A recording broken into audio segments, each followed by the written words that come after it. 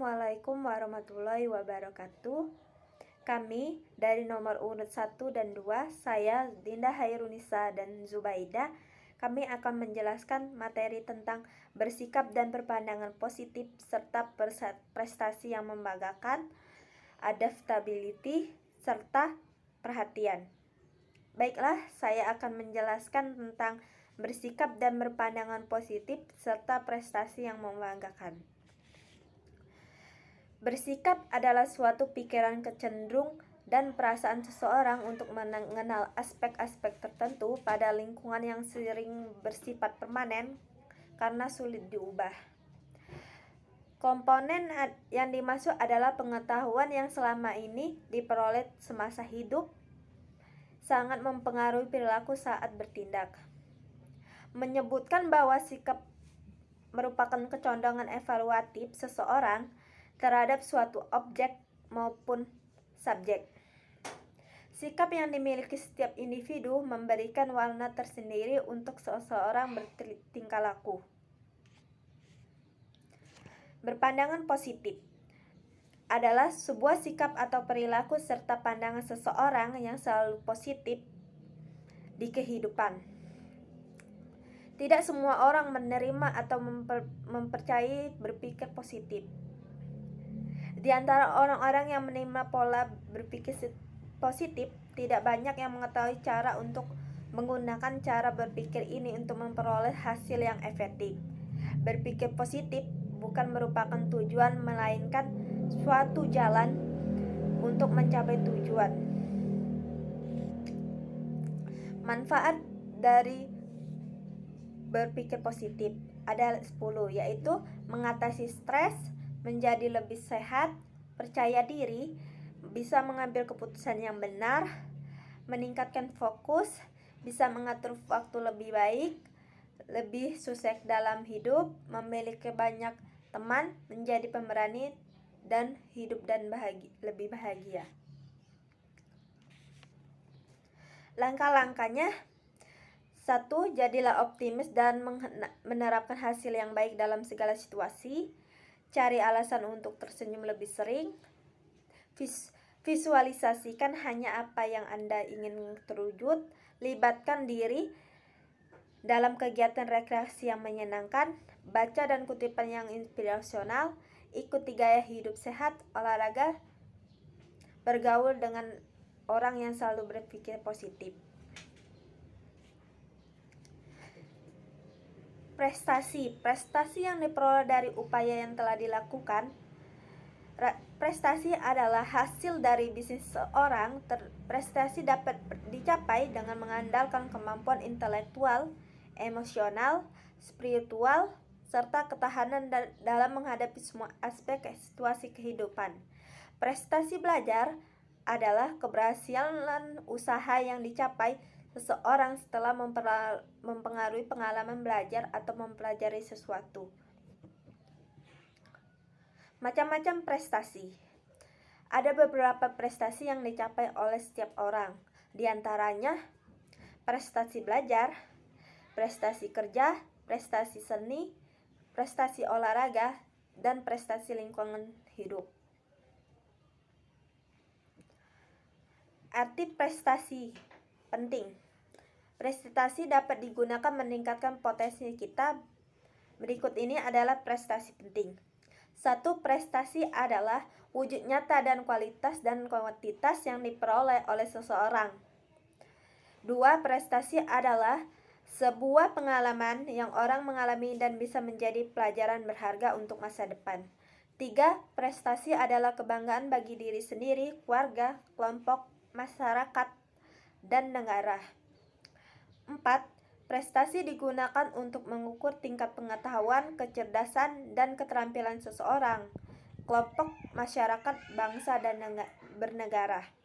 Baiklah teman-teman, di sini saya akan melanjutkan penjelasan dari rekan saya yaitu Dinda Hairunisa mengenai adaptasi. Adaptasi adalah suatu proses yang menempatkan manusia yang berupaya mencapai tujuan kebutuhan untuk menghadapi lingkungan dan kondisi sosial yang berubah-ubah. Nah, maksud dari penjelasan adaptasi tersebut seperti seorang pendidik itu harus mampu melakukan adaptasi, baik adaptasi secara lingkungan di sekolah dengan teman sejawat maupun dengan antar pendidik, maupun adaptasi kepada peserta didik.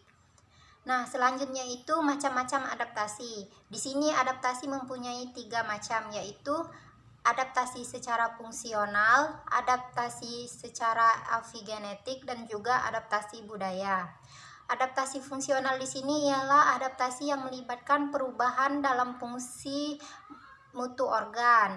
Nah, adaptasi afigenetik itu ialah adaptasi yang merujuk pada karakteristik turunan, mempunyai toleransi dan survival baik secara individu maupun populasi.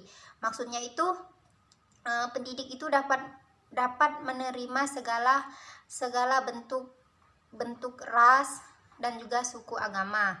Kemudian adaptasi budaya. Adaptasi budaya itu adaptasi non biologis dalam tingkah laku, sosial serta peralatan yang merupakan respon non biologis manusia untuk bertahan hidup. Nah, maksudnya pendidik itu harus bisa menyesuaikan diri di antar budaya. Selanjutnya yaitu perhatian. Nah, perhatian di sini yaitu mengkondisikan belajar mengajar yang efektif, yakni dengan adanya minat dan perubahan siswa dalam belajar. Nah, di sini perhatian itu terbagi menjadi 2, yaitu perhatian terpusat dan juga perhatian terbagi. Perhatian terpusat yaitu perhatian yang tertuju kepada satu objek saja. Nah, contohnya seperti ini. Seorang anak sedang belajar, sedangkan di dekatnya itu ada temannya yang sedang menangis, tetapi anak tersebut tetap saja dia tidak memperhatikan temannya atau tidak memperdulikan temannya tersebut. Nah, di dalam pembelajaran sebenarnya perhatian terpusat ini sangat penting. Selanjutnya yaitu perhatian terbagi. Nah, perhatian terbagi di sini ialah perhatian yang cenderung banyak dikitnya kesadaran yang menyertai suatu aktivitas yang dilakukan oleh seseorang secara sekaligus. Contohnya saja seperti ini. Seorang guru yang sedang mengajar memperhatikan bahan ajarnya, memperhatikan muridnya, dan juga memperhatikan lingkungan sekitarnya, sehingga fokus dari guru tersebut terbagi-bagi. Selanjutnya yaitu bentuk-bentuk perhatian siswa. Nah, pada bentuk-bentuk perhatian siswa ini terdapat 5, yaitu menjelaskan, daya ingat, bertanya, menghafal, dan juga mempraktikkan. Nah, menjelaskan di sini ialah suatu bentuk penilaian ranah kognitif. Contohnya, ketika seorang guru menyampaikan penjelasan tersebut dengan lengkap, ditambahkan dengan secara logis, dengan menambahkan proses membuat model sebab dan akibat. Nah, sehingga peserta didik itu mampu menangkap apa yang dijelaskan oleh pendidik tersebut. Nah, selanjutnya yaitu daya ingat. Daya ingat di sini kemampuan manusia untuk berpikir tentang masa lampau. Nah, pendidik harus bisa mensupport peserta didik agar bisa mengingat pembelajaran seperti pembelajaran sejarah.